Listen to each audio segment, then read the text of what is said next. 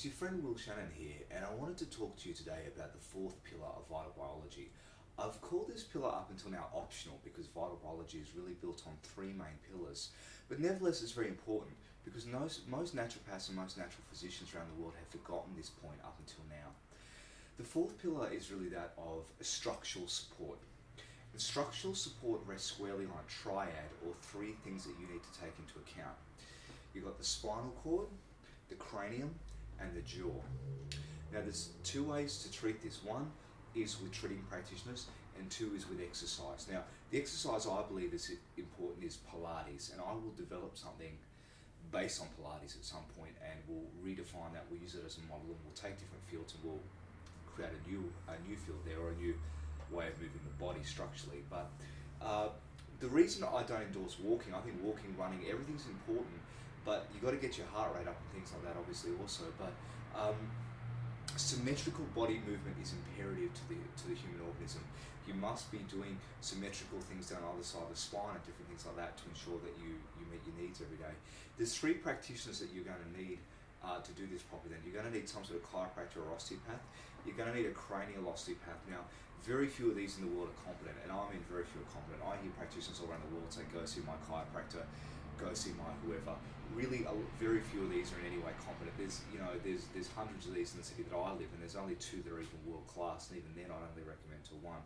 And it can take 30, 40 years to know how to work with the skull bones. Thirdly, it's the jaw.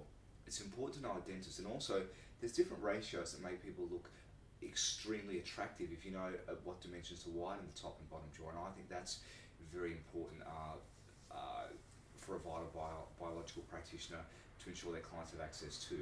So you really want a cranial osteopath and a really good dentist at your disposal. Again, I don't want you to run off because I need you to listen to my words very succinctly.